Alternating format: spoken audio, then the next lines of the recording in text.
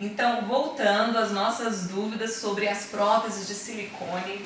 Doutor, o que foi aquele evento sobre um tipo de prótese que estava dando problema? Explica pra gente, porque muitas pessoas ficaram assim, preocupadas, né? Poxa, vou colocar uma prótese, depois vai dar um problema. Como que foi isso? No consultório, no período, no começo do ano, foi impressionante, né? Todo mundo queria saber, as que já tinham operado queriam saber as suas marcas. Isso, sim, foi um evento específico de uma fábrica na França. O nome da fábrica é PIP, já bem divulgado, a maioria de vocês talvez já tenham ciência disso. A prótese ela era fabricada, ela conseguiu no Brasil a autorização da Anvisa para produção, não passou por uma avaliação mais criteriosa e foi autorizada burocraticamente. E essa prótese, ela era adulterada, ela não era usada um silicone de grau médio, é um silicone industrial. E isso dá uma diferença muito grande, porque é um silicone que ele pode se alastrar, disseminar pelo corpo e trazer consequências mais sérias.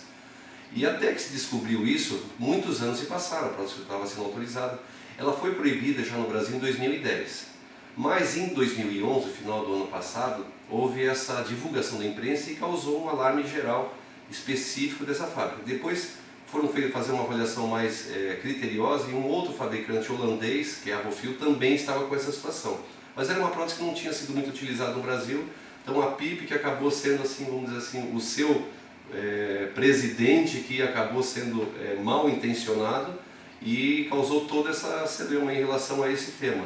Mas é importante se diga que foi específico a essa prótese. As outras marcas, elas não tiveram nenhuma consequência, né? Não houve nenhuma interferência no ritmo das cirurgias em geral. As pessoas procuraram seus cirurgiões e acabaram tendo os esclarecimentos necessários. Então é importante se deixar claro, assim, foi específico uma marca, não é o silicone tem problema. O silicone é um corpo estranho, exige alguns cuidados, claro, mas dentro dos fabricantes criteriosos, que são praticamente todos, com exceção desses da PIP e dessa Rofil, não existe nenhum tipo de situação mais perigosa, né? É bom saber, porque, nossa, ninguém quer correr risco, né? Eu, principalmente. Claro. E assim, a prótese dura quanto tempo? Existe a tal da prótese definitiva? Claro, isso é uma pergunta bastante frequente. Muitos pacientes chegam, doutor, eu não vou precisar mais trocar minha prótese. Eu já ouvi falar que próteses são definitivas.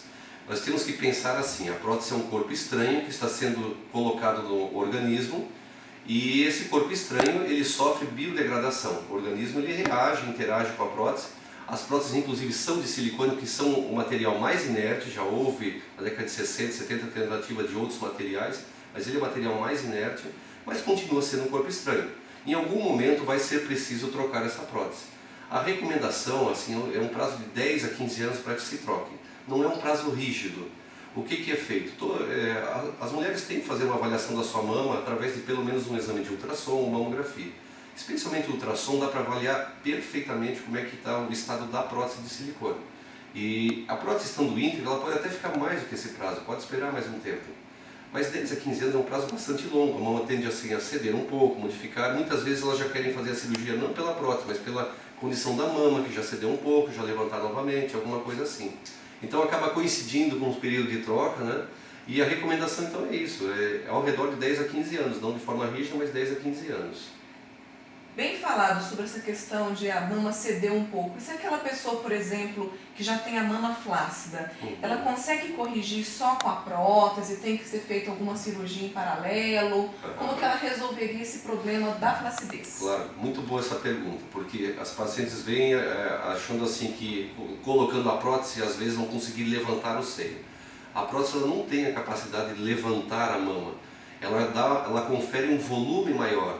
Então se a paciente já tem uma mama caída e vai colocar uma prótese, o seio vai continuar caído, vai ficar até mais caído. Nessas situações que o seio está caído, o que é um seio caído? É quando a areola já não está mais naquela posição bonita, que fica na meia altura ou um pouco acima, e já está olhando mais para baixo do que para cima. Então nessas condições tem que ser associada uma mastopexia, que é a cirurgia para levantamento das mamas. Mastopexia. Esse é o nome técnico. Não é a cirurgia, eu quero levantar meu seio. Levantar o seio é igual a mastopexia.